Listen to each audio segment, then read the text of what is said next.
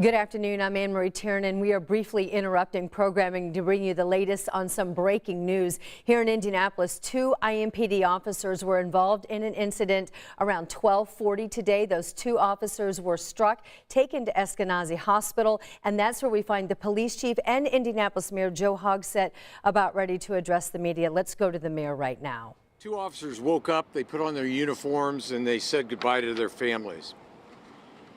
Then they got in their cars and prepared to do whatever is necessary to keep our city safe. Just hours later, that resolve and commitment were put to the ultimate test, as these 2 heroes took fire in the course of their daily duties of protecting and serving the city of Indianapolis. I visited with these 2 officers a short time ago. They deserve our praise, our prayers, and I hope Indianapolis will wrap their families and the IMPD family as a whole in their arms this evening. How many of us woke up this morning and paused to appreciate that there are men and women across this city who went to work today willing to lay down their lives for the common good? Far too few, I suspect. While these 2 officers deserve admiration for what they did today, I want to stress that each and every officer within IMPD does the same thing every single day. They make the choice when they are entering training. They pledge it when they are sworn in. And they choose that risk every single day they go to work. This incident has highlighted that commitment all too clearly. Today, Chief Taylor and I, along with the chief of the city of Lawrence, stand with these 2 officers and with the entire Indianapolis Metropolitan Police Department. But frankly, it isn't enough to simply say we support them.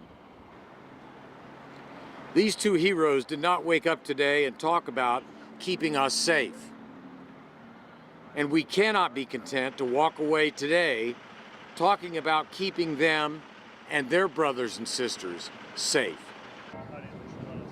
That's because today, and far too many days, there are others who wake up in Indianapolis and they too make a choice. They make a choice to illegally arm themselves in the name of violence. They make a choice to illegally arm others in furtherance of violence.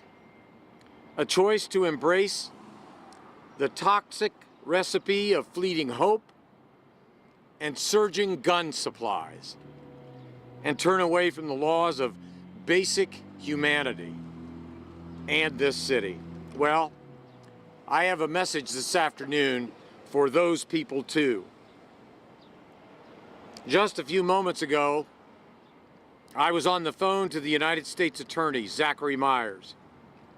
In that call, I asked him for the full support of the Department of Justice, of the Federal Bureau of Investigation, and the Bureau of Alcohol, Tobacco, and Firearms in looking at this and other recent cases in Indianapolis. In doing so, I pledge the full participation of IMPD in these efforts. And while we don't have additional details on today's incident, I can say in general that we have seen time and time again criminal activity targeting innocent residents and other law enforcement agencies where the perpetrator is a convicted felon with no legal right to possess a firearm. In those instances, and if the facts bear out today in a similar manner in this instance, I want those people to know that we are coming for them and that we aren't stopping there. If you are a person that woke up this morning and made the choice to illegally supply these weapons to convicted felons in our community, Well, we're coming for you too. And we aren't stopping there.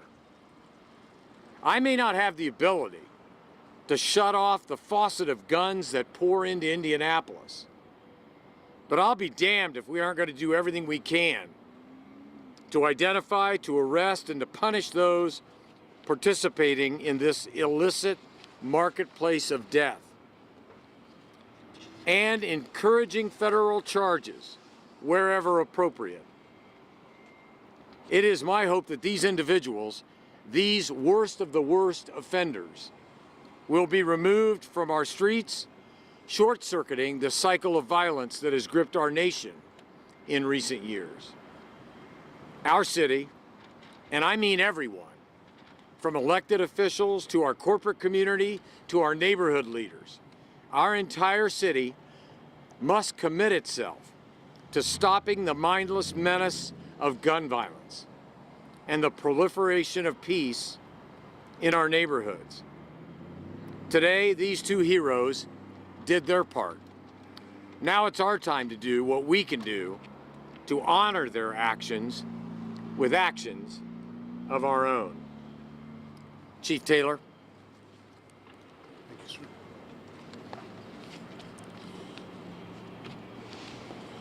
I don't know that I'm completely sure of what I'm going to say here today. I will tell you the good news is we have 2 officers here that are in stable condition, and I believe will make a full recovery. And we want to give our thanks to the men and women of Eskenazi who sprang into action to provide for our officers who were brought here. When I get these calls, when I get the page that says we've had an officer-involved shooting, my heart sinks because I don't know what's coming next. I don't know if we have an officer who has been severely injured or killed. But this happens far too often, to be quite honest. Actually, it happens far too often when I get those pages and it's about a citizen in our community. But in this case, I'm glad that our officer is going to make it. It's unfortunate that someone chose to fire rounds at our officers and has lost their life in that process. But as a community, I echo what the mayor says. We have 2 heroes that are still here at the hospital that met gunfire from what is believed to be a high-powered rifle and still ran towards the danger. Who does that? I'll tell you, my officers do that. And not just these 2, but every IMPD officer that's out there trying to protect is willing to do those same things. They are incredible, and we are certainly a community that is grateful to have them and their willingness to do that. But somewhere this has got to stop. We're in for the fight. My officers have shown they'll do whatever it takes to deal with people that would commit violence in this community, to protect themselves and especially to protect the community. And that's what I asked them to do. But as a community, we've got to hate this. We don't know who the next victim is going to be. We have got to find ways to put an end to this. For all those who are out there, all those who would commit violence, we're coming for you. We'll find you. And we'll deal with you. We would much rather you put down those weapons and talk, surrender, whatever you have to do. But please, please don't compound the problem by firing at our officers.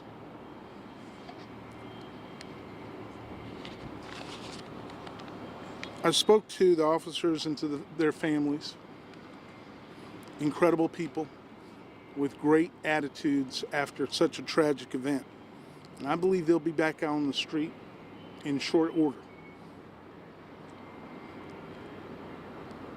I'm glad they exist. I'm glad our officers exist. I pray for this community every day, to be quite honest. I told the mayor I prayed just this morning for our officers' safety and for the wisdom in how they conduct themselves. The violence occurred, but our officers did the right things, and I appreciate them. Now, as a community, I ask that you continue to pray for them and their families and all the officers for that matter. But let's be about the purpose. Let's show what we can do as a city to end the violence. I hate to think of things as one side against the other, but I guess it's always been good versus evil. Let's make sure the good guys win. Thank you.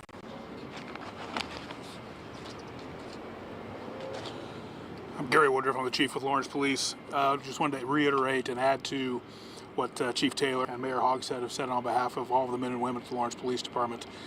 We stand with our colleagues at IMPD. Our thoughts and prayers remain with the 2 injured IMPD officers, and we echo their thoughts on that.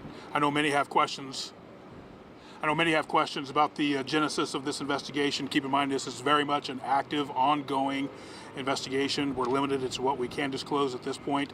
This did start as a firearms investigation with the City of Lawrence Police Department. Our detectives were working with the Indiana Crime Guns Task Force in investigating that incident, or those incidents, and more investigative detail will follow over the days and weeks to come as the investigative details emerge. But at this point, I can confirm that, and it's my understanding we're not taking any questions at this point. But again, our thoughts remain with the IMPD officers, and glad in the overall that they're going to be okay. Thank you.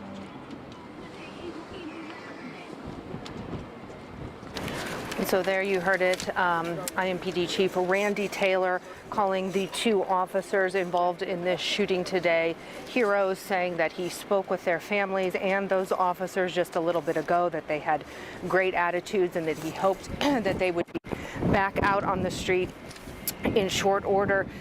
Chief Taylor, when he first approached the podium, saying, he just really didn't know what to say in a moment like this. He said when he gets that page hearing that an officer has been shot, his heart sinks because he doesn't know what is coming. And he says often he gets pages about citizens being shot. And he talked about how unfortunate it was that someone made a choice. He called it a citizen making a choice to shoot at IMPD officers today and losing their life. Shooting with a high-powered rifle, the chief said. And he said those officers faced that gunfire and they still ran towards that danger anyway. And he asked in his statement, who does that? And he said the answer is the officers of IMPD. But he said, somewhere this has to stop, but that IMPD is in for the fight to protect the community and protect citizens. The chief said, he had a message for folks who would do this in our community. He said, look, we're coming for you, we'll find you, and we will deal with you. But again, expressing relief that these 2 officers are going to be okay tonight. Ann? Yes, certainly. Emily Longneck reporting live for us today. So we heard there from the mayor saying that the officers are going to make it. He asked for praise. They said they deserve praise and prayers. And we heard the Indianapolis police chief talking about this fight between good and evil in our community. Also hearing from the police chief in Lawrence, Gary Woodruff. And that is where the case emanates from. We don't know a lot of details about that. We are working to find more information. But the bottom line right now, one suspect fatally shot today, a 46-year-old man. 4 officers involved. 2 IMPD officers were injured. They were taken to the hospital. We're told they're going to be okay. And we're working to find more information about what set off this case and the impact for our community. We will bring you the very latest developments here on 13 News tonight at 5. Also, all the information that we're gathering, we are updating continuously for you right now online. If you go to WTHR.com and also the 13 News app. For now, I'm Anne Marie Tiernan. I'll be back with Scott Swan for you at 5.